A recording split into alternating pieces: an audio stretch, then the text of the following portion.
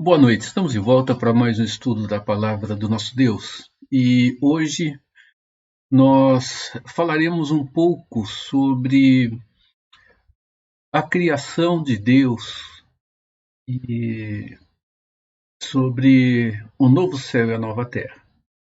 Nós vamos traçar um paralelo, rapidamente, entre a criação de Deus e a sua nova criação, nessa parte 3 do nosso estudo sobre o novo céu e sobre a nova terra.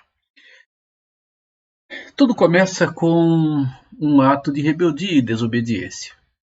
E por um ato de amor, por um ato de fidelidade, por um ato de dedicação, tudo é refeito. Eu quero te convidar para lermos a palavra de Deus em Romanos, capítulo 5, do verso 12 ao verso 21. Aqui as Escrituras Sagradas dizem assim: Portanto, assim como por um só homem entrou o pecado no mundo, e pelo pecado a morte, assim também a morte passou a todos os homens, porque todos pecaram. Porque até o regime da lei havia pecado no mundo, mas o pecado não é levado em conta quando não há lei.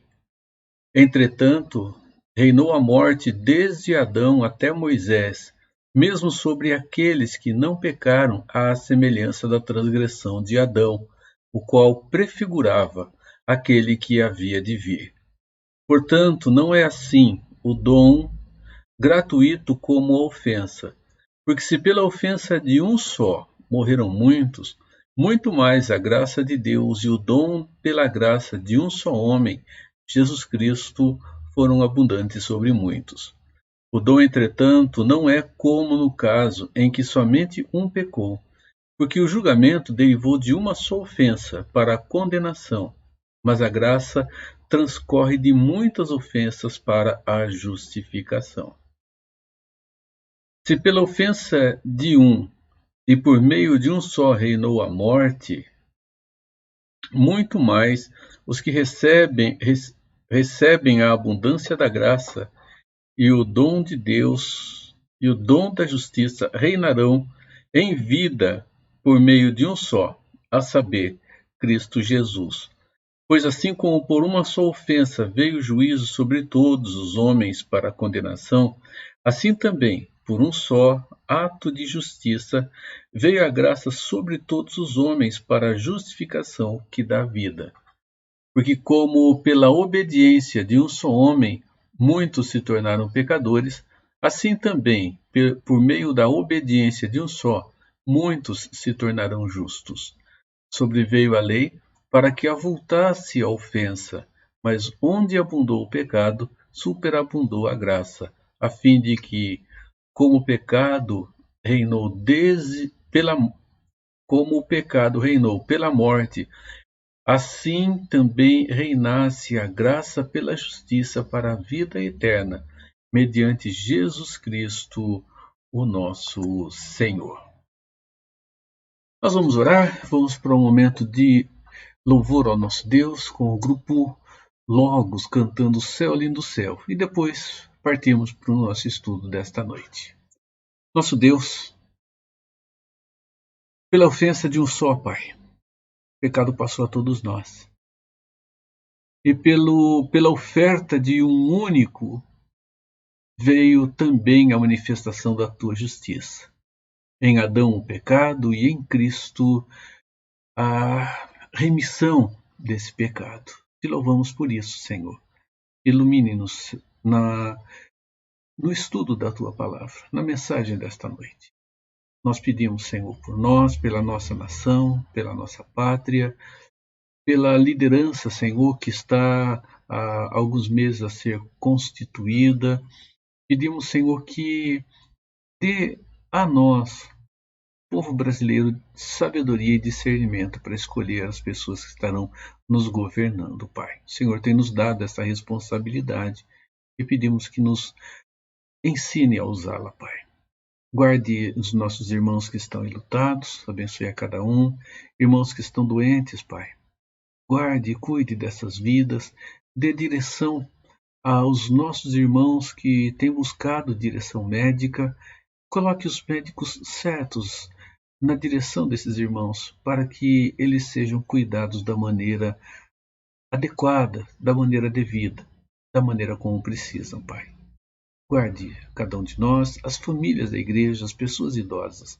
Abençoe-as, ó Deus. É o que nós pedimos em nome de Jesus. Amém, Senhor. Vamos louvar ao nosso Deus.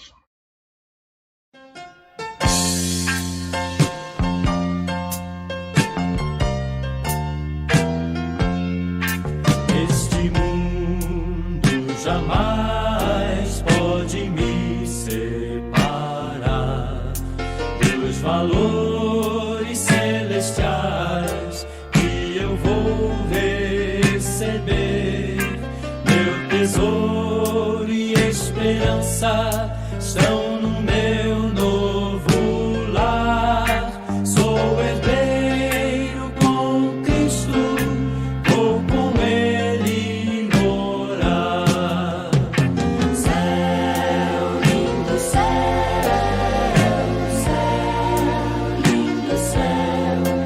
há mansões celestiais, todas feitas por Deus.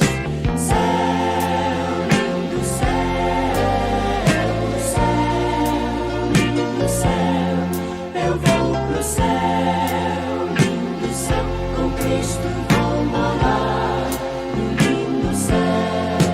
Já estando além rio, minha luta findou. Eu não temo mais pecado, pois Jesus me lavou.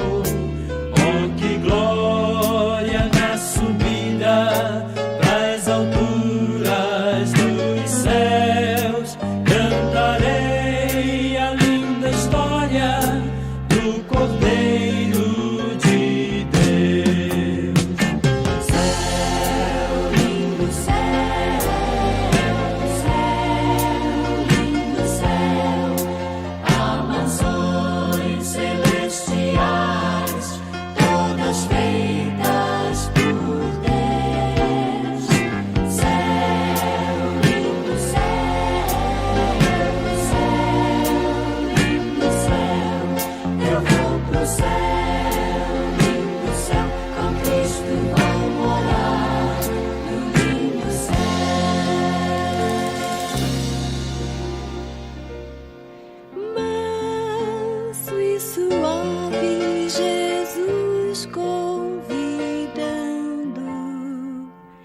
chama por ti, por mim.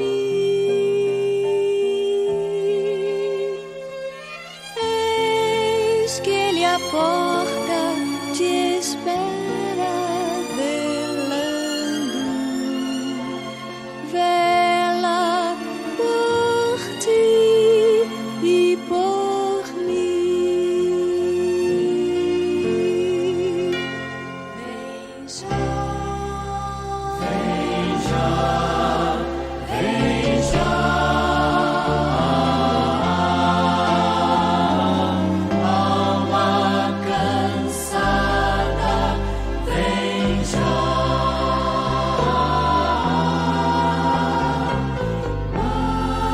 Manso e suave, Jesus convidando, chama o pecador,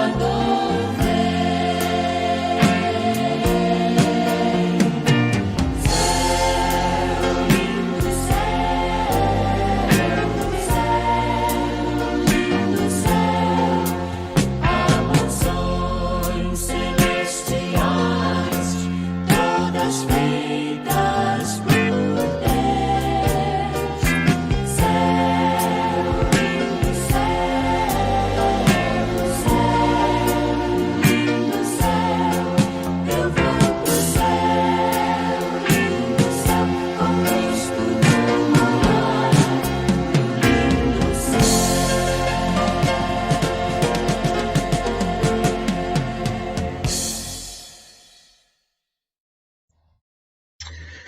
As Escrituras, de maneira muito interessante, descrevem 3 etapas bem distintas dentro da vida das pessoas, da vida do ser humano, dentro da criação de Deus.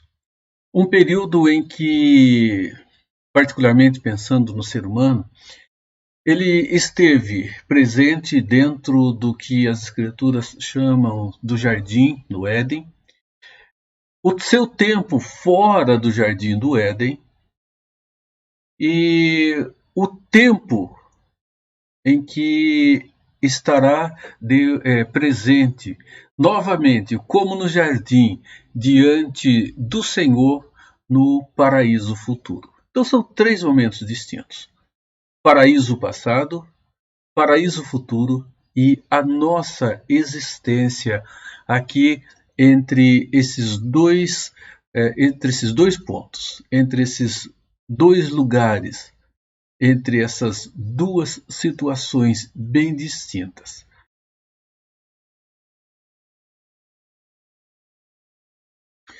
Então vamos lá, estamos falando a respeito da etapa final de toda a história da redenção, que chamamos aqui de glorificação. Vamos lembrar da relação que nós temos como estágios dentro desta etapa final. Tudo começa com a segunda vinda de Cristo. Com a segunda vinda de Cristo, nós temos a ressurreição geral, a ressurreição dos mortos. A ressurreição dos mortos desembocará no julgamento final. Com a vinda de Cristo, aqueles que morreram então ressuscitarão. E o julgamento final será sucedido pelos novos céus e pela nova terra. Isso em se tratando dos que viveram aqui em fé, que estão vivendo aqui em fé na redenção de Deus através de Cristo Jesus. Aqueles que creem na obra redentora de Cristo para a sua redenção. Aqueles que não creem, ao invés de novo céu e nova terra, nós podemos substituir aqui por inferno.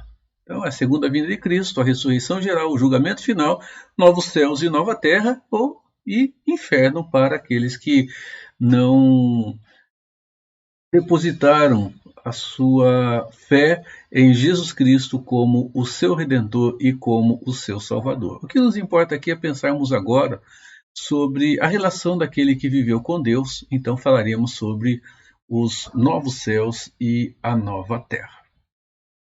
Para facilitar então, para compreendermos a relação do novo céu e da nova terra, nós vamos traçar aqui um paralelo, como eu disse anteriormente, entre esses dois locais. Primeiro, olhando a relação da criação e a relação da nova criação. Como anteriormente eu disse, nós estamos entre dois polos distintos, o polo da criação de Deus e o polo da nova criação do Deus Todo-Poderoso. Nós estamos aqui no meio de toda a história. Nós vamos traçar então esse paralelo.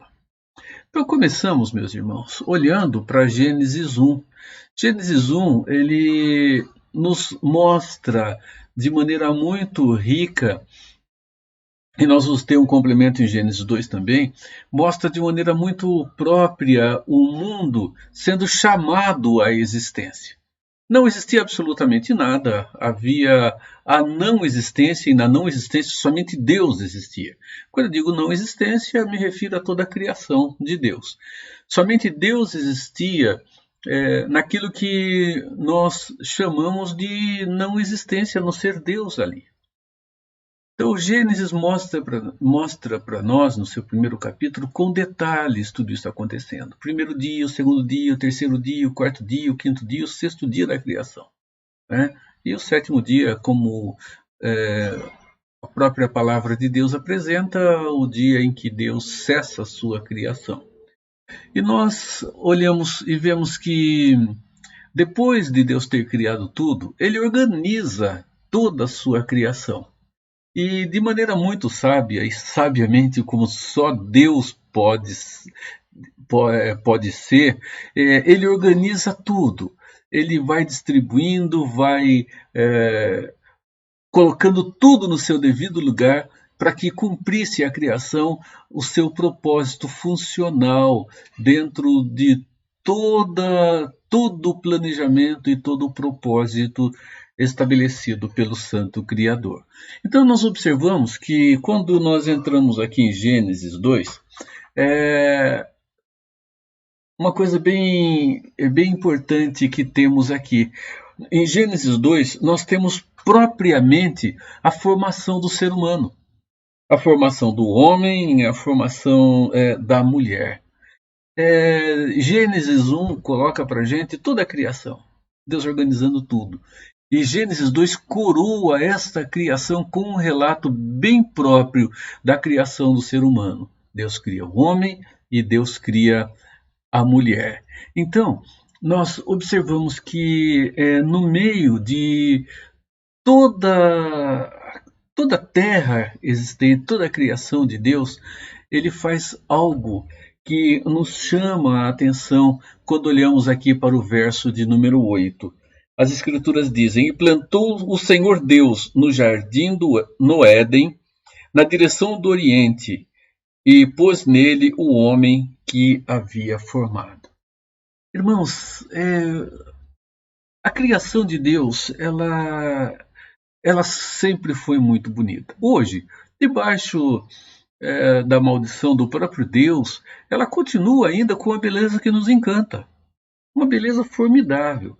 No meio de toda esta maravilha, algo ainda mais bonito foi colocado por Deus. Deus planta um jardim na região do Éden. Uma coisa que é importante para nós é entender que quando nós falamos no jardim do Éden, nós estamos nos referindo a um jardim que foi plantado por Deus em uma região maior. Toda aquela região era o Éden. E dentro do Éden, Deus planta um jardim. Então, quando nós falamos em paraíso, quando nós falamos lá no belo jardim de Deus, nós não estamos nos referindo ao Éden, mas a nossa referência diz respeito a um jardim plantado naquela região. Então, a palavra Éden, ela significa prazer, eu imagino, né? Tudo muito bonito, tudo muito bom, lugar de deleite, nada a ver com a expressão prazer tão distorcida no nosso tempo. E a gente observa que a nossa palavra paraíso, ela vem de uma tradução. O texto do Velho Testamento, que foi escrito em hebraico, traduzido para a língua grega, quando traduz a palavra jardim, ele traduz essa palavra por paraíso. Né? Então, a palavra que originalmente existia como jardim em hebraico, na tradução do Velho Testamento para a língua grega, ele traduziu como paradeison. E paradeison vem dar origem à nossa palavra paraíso. Então, no jardim, ou no lugar do prazer, Deus planta então um jardim. E esse jardim, traduzido para a língua grega, ela dá origem à palavra que para nós veio originar no sentido de paraíso. Então, paraíso não é sinônimo de Éden, mas é o sinônimo de jardim, o jardim de rara beleza que Deus plantou na região do Éden.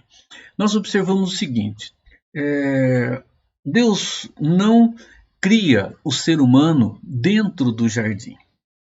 Deus planta um jardim, o texto nos descreve isso.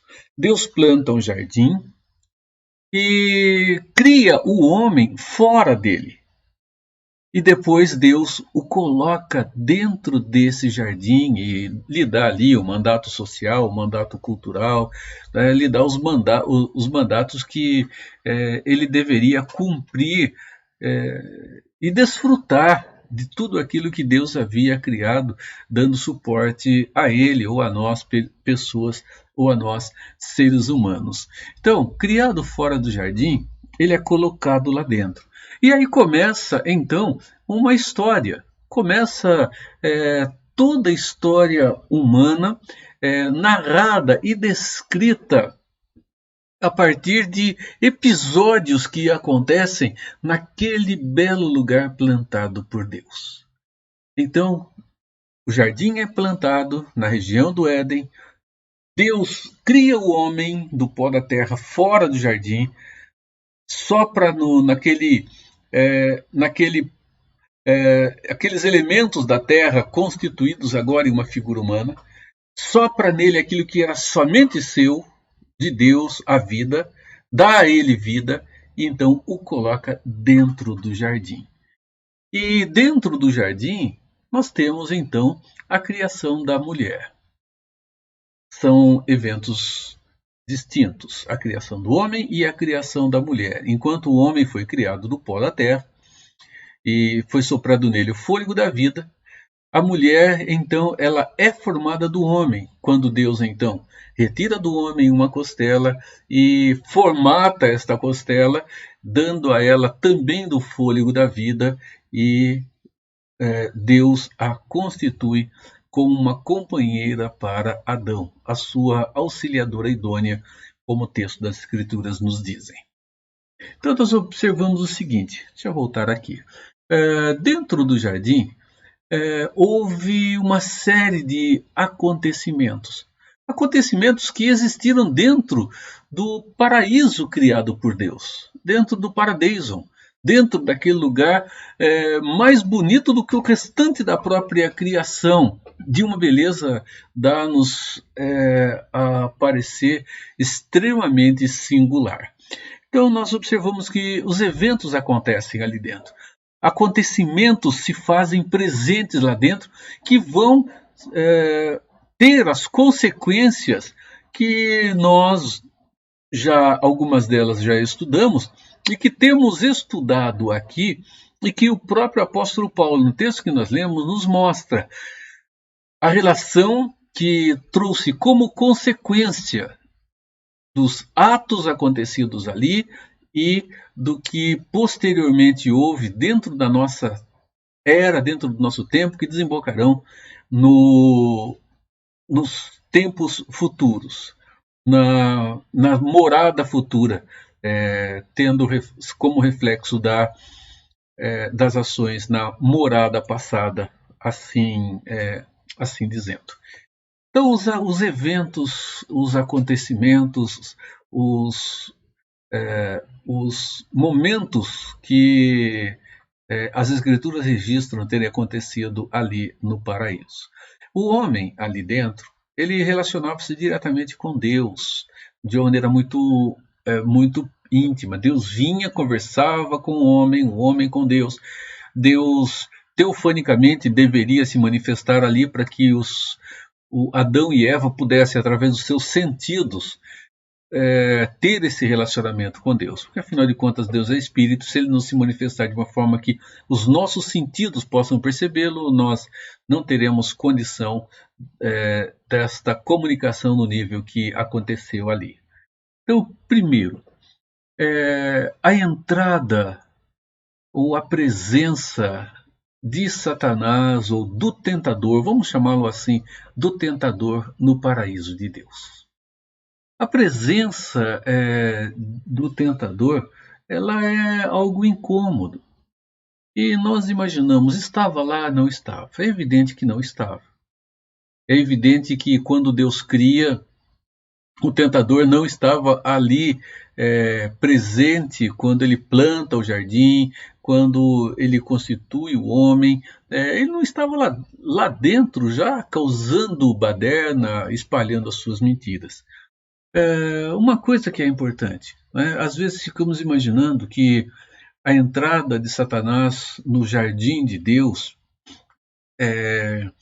a queda do homem no seu ato de desobediência, foram surpresa para o nosso Deus. É um engano nós pensarmos isso. Dá-nos a impressão de que Gênesis 3,15 é um plano B estabelecido por Deus. Meus irmãos, não existe plano B.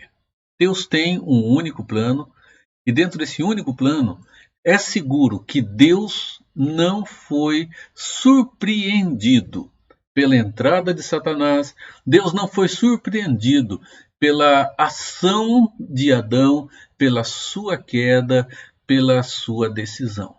Não há como imaginarmos Deus sendo surpreendido com essa situação. Então, primeiro, a entrada ou a presença de Satanás dentro do paraíso de Deus, aquele belo paraíso que ele criou. Segundo evento, um segundo acontecimento, uma segunda situação, a tentação dentro do paraíso.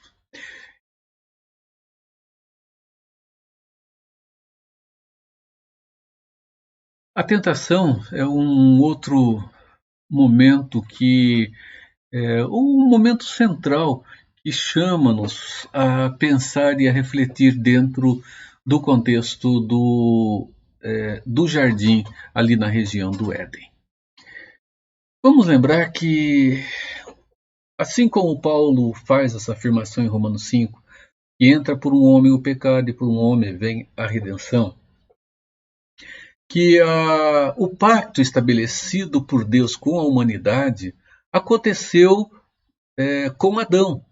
Adão, ele é o ponto central do pacto de Deus com a humanidade. E nós observamos que ele forma o homem e dá essa ordem. Os versos 15, 16 e 17 de Gênesis 2 dizem assim: Tomou, pois, o Senhor Deus ao homem e o colocou no jardim do Éden para o cultivar e o guardar.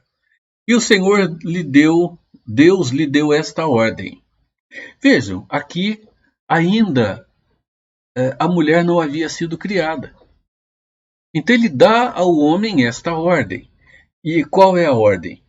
De toda árvore do jardim comerás livremente, mas da árvore do conhecimento do bem e do mal não comerás, porque no dia em que dela comeres, certamente morrerás.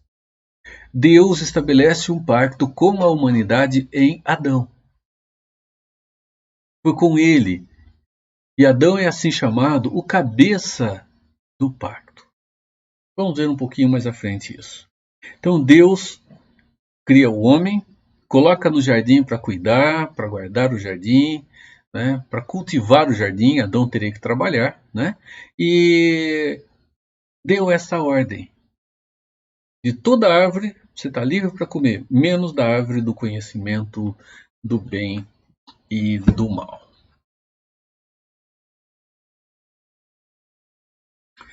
Então nós continuamos aqui. Uma coisa que é interessante nos observarmos. O pacto foi feito com Adão.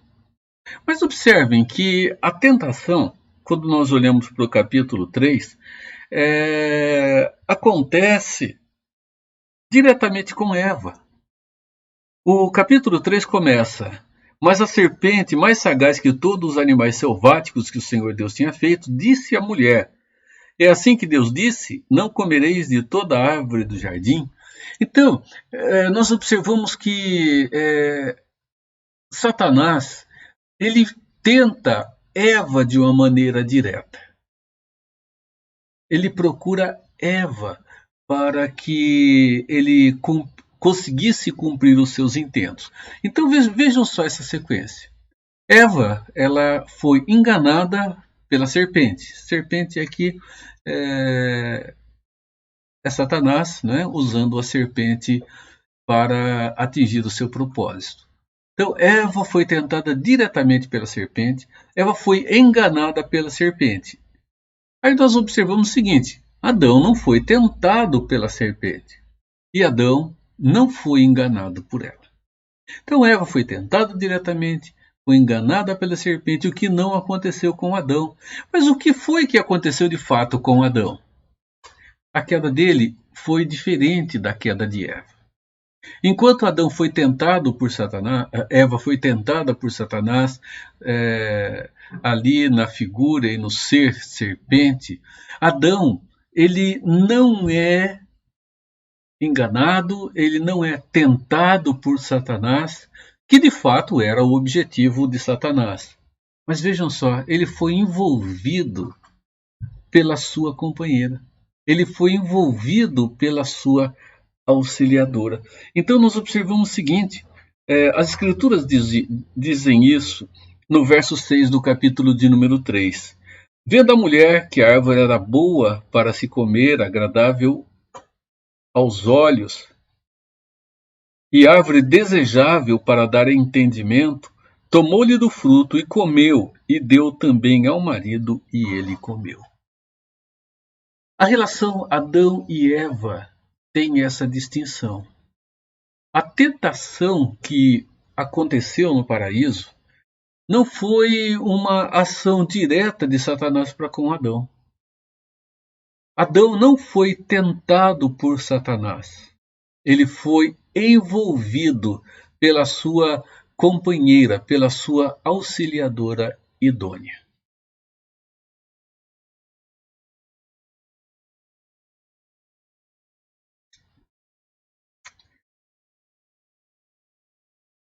Eva caiu.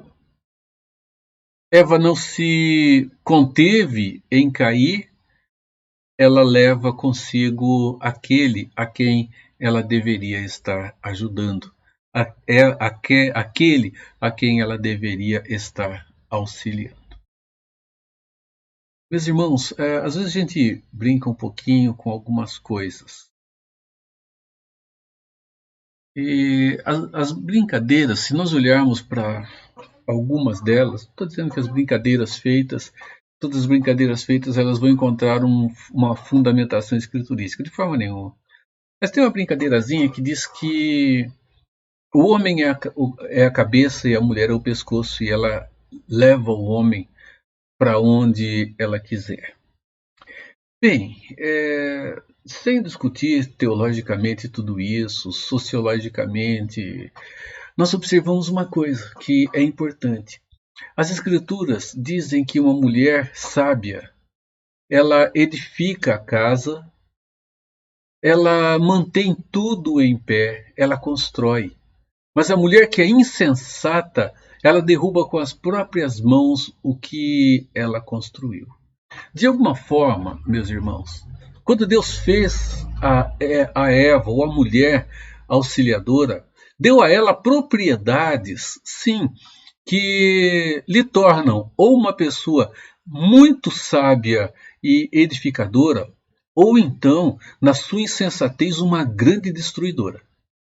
E ela começa destruindo o seu próprio lar, ela começa destruindo sua própria família, começa destruindo seus próprios relacionamentos, e daí ela vai caminhar em destruição para outras áreas. Não é uma relação de feminismo ou machismo, absolutamente. É olhar para o que as Escrituras apresentam para nós. Quando eu me refiro a essa ação da mulher, eu me refiro a alguns aspectos que as Escrituras nos mostram, mostrando o rico potencial dado por Deus a vocês, mulheres, para que sejam o grande suporte dos esposos, dos maridos, para que a harmonia dentro da vida social aconteça partindo da célula-mãe, usando um termo bem antigo aqui, da nossa sociedade, que é a família e que é o lar. Então, nós observamos isso quando olhamos para Satanás e para a sua ação. Satanás queria chegar em Adão. Ele não estava nem um pouco preocupado com Eva. Eva para ele não fazia a menor diferença. E nós observamos uma coisa que é bem interessante dentro da queda. Eva comeu do fruto e não aconteceu nada. É evidente, ela pecou ali. Ela pecou, ela desobedeceu uma ordem. Talvez você pense, mas Deus não deu a ordem a ela.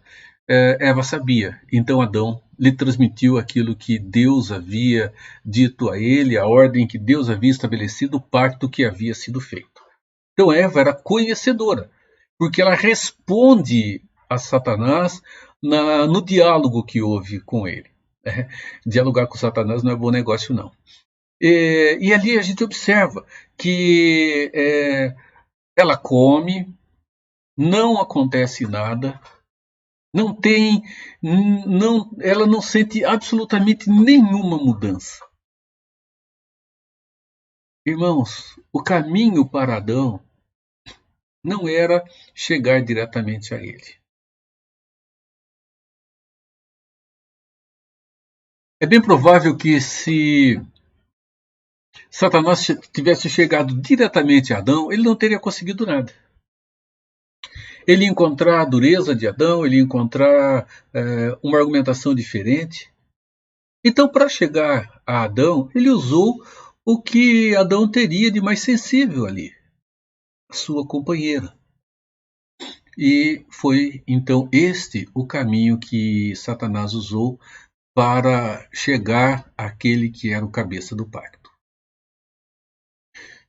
Então, Eva caiu, não se contentou com a queda e levou seu marido consigo. Olhem só a sequência dos eventos dentro daquele acontecimento. Eva viu o fruto depois de cair na lábia de Satanás.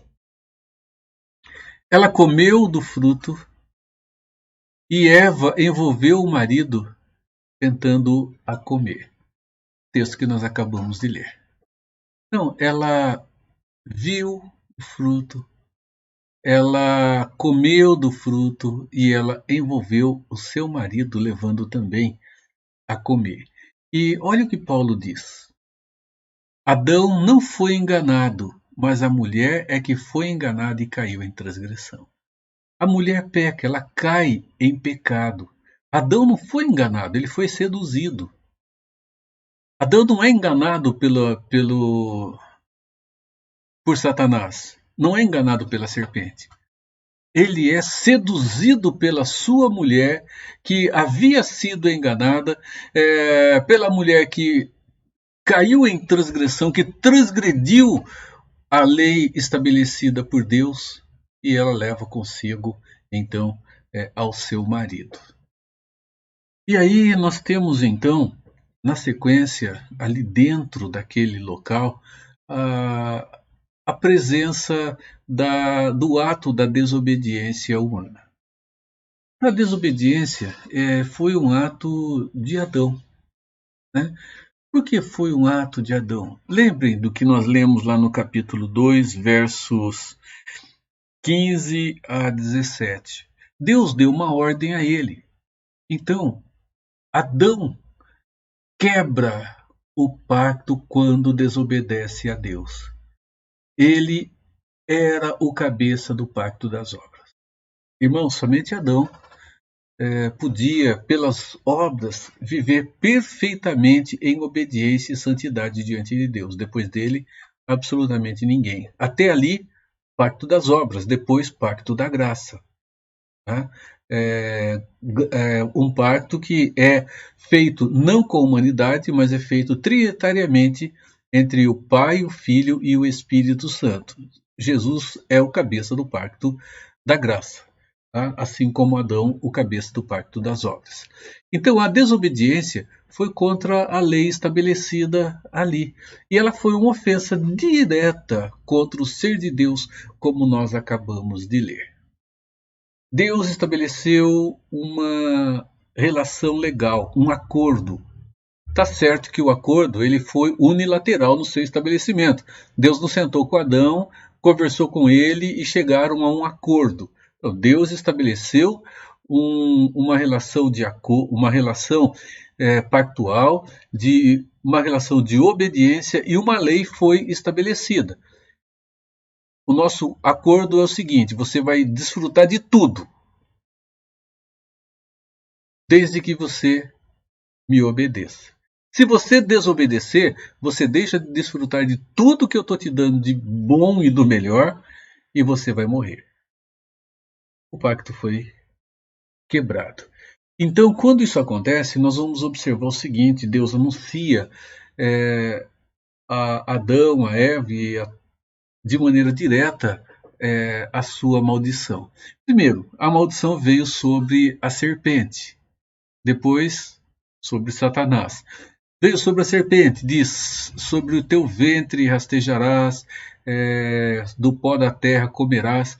E aí, de alguma forma, alguns têm até tentado encontrar uma relação direta sobre as palavras que Deus disse ali, afirmando tentando estabelecer uma relação de pernas ao animal serpente.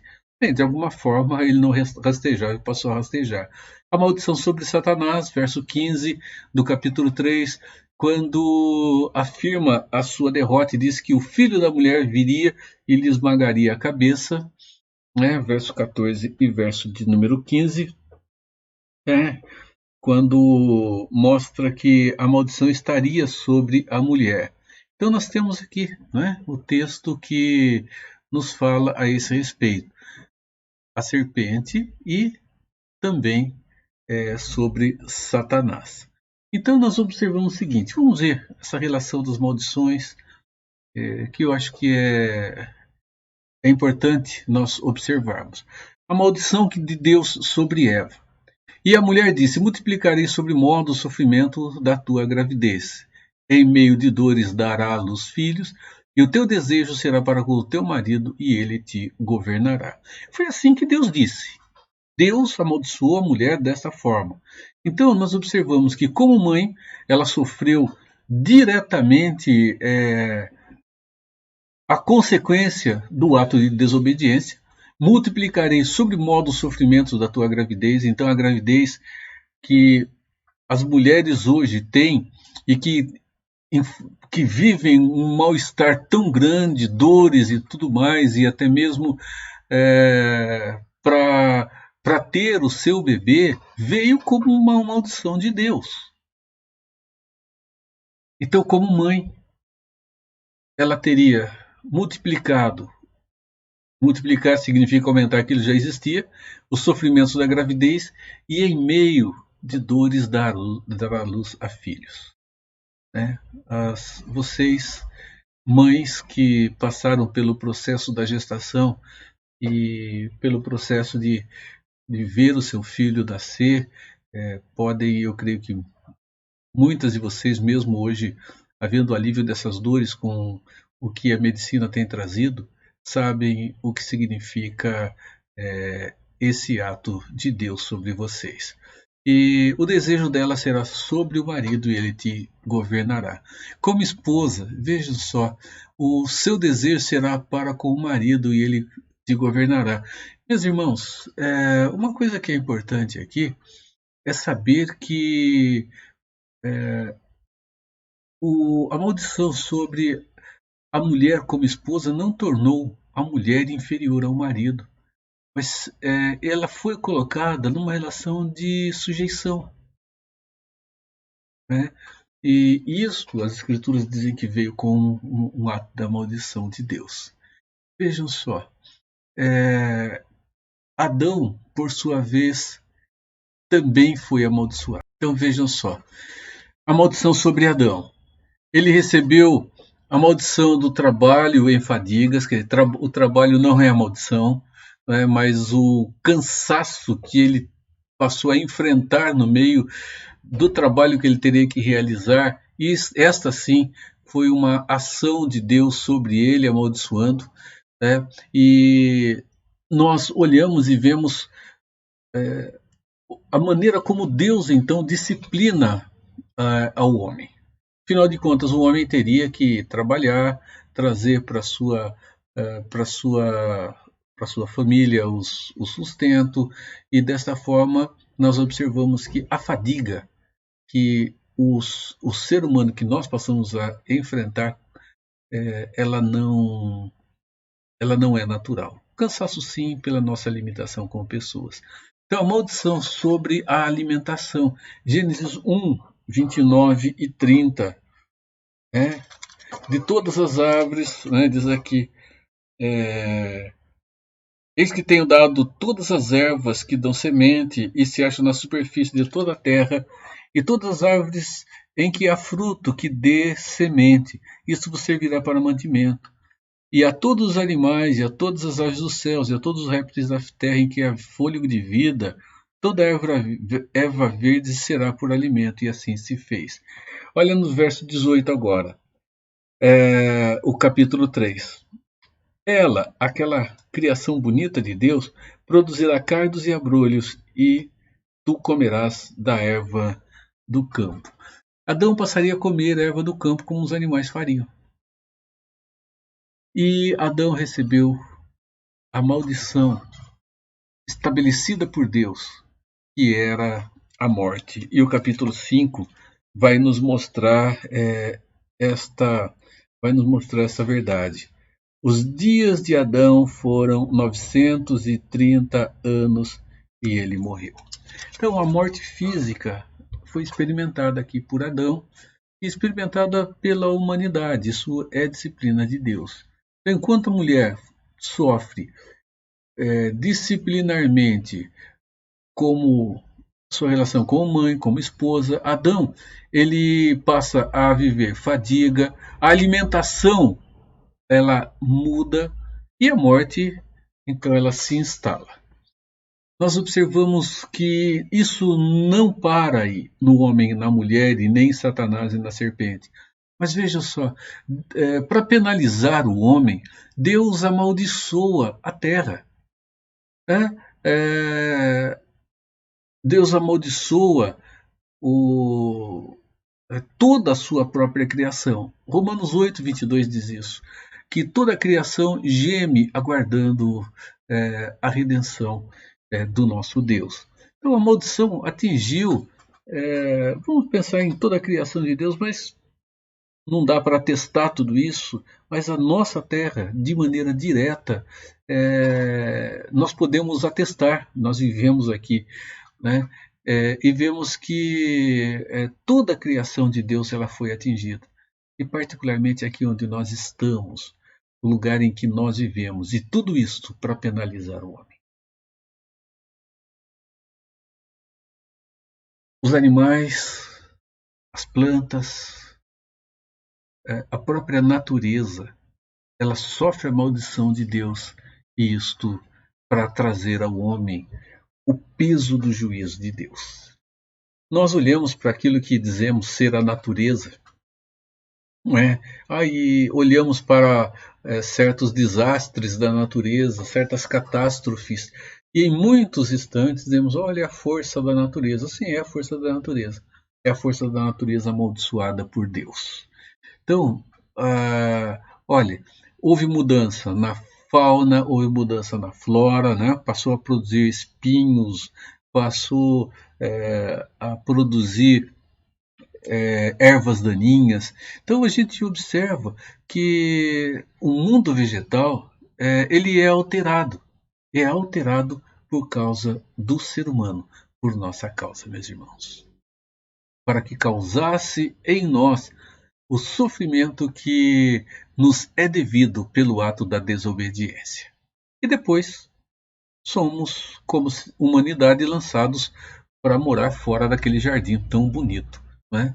O Deus coloca lá um anjo como espada flamejante para que os homens, Adão, Eva e os seus descendentes, não voltassem, não pudessem voltar para lá. Então, meus irmãos, nós observamos que o jardim que Deus plantou era um jardim muito bom, muito bonito, né? E onde ele foi? Afinal de contas, há um local identificado nas Escrituras e ele não está lá mais.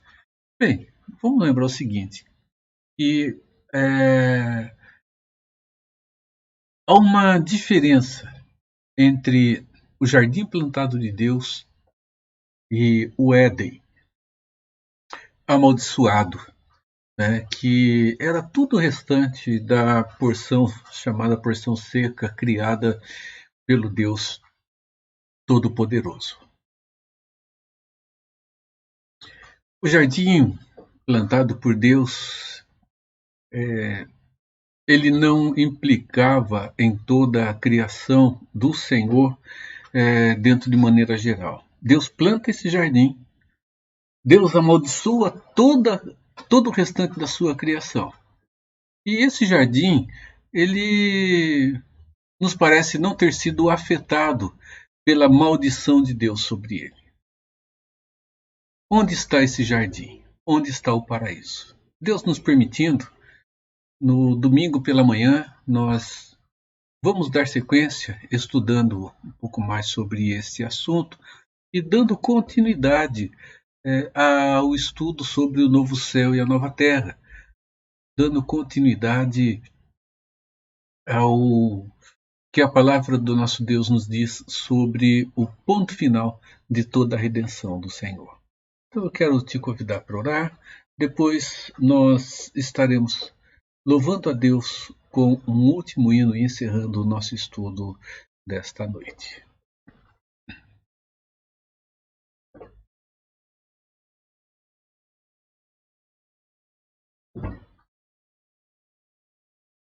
Senhor, amado e misericordioso Pai, dentro do seu ato de amor e misericórdia nós temos caminhado.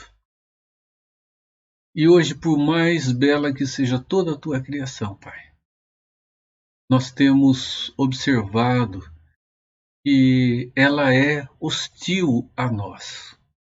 E essa hostilidade, Senhor, está diretamente relacionada ao teu juízo sobre nós, seres humanos, pessoas desobedientes, pessoas que não souberam preservar a bênção da comunhão contigo, Pai. Obrigado porque hoje temos uma luz lançada sobre nós, a verdadeira luz do mundo que é Cristo Jesus e que nos conduz novamente àqueles a quem o Senhor escolheu à tua presença. Obrigado, Senhor.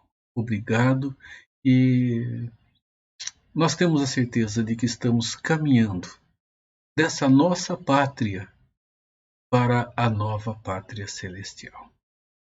Assim oramos em nome de Jesus. Amém. Meus irmãos, que a bênção do Senhor Deus, o Deus Todo-Poderoso, Deus Pai, Deus Filho, Deus Espírito Santo, esteja com a sua vida, renove-se sobre toda a sua família e estenda-se sobre o povo de Deus espalhado pela face da terra, hoje e por todo sempre. Amém. Vamos encerrar então com esse momento de louvor ao nosso Deus, entoando esse hino. Vou à pátria, eu peregrino a viver eternamente com Jesus.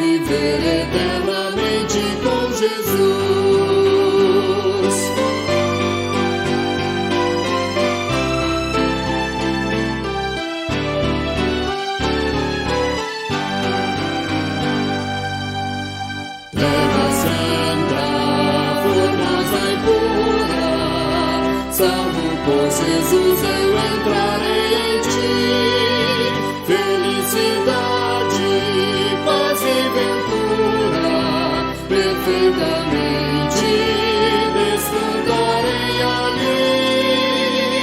Vou à pátria, eu peregrino, a viver eternamente com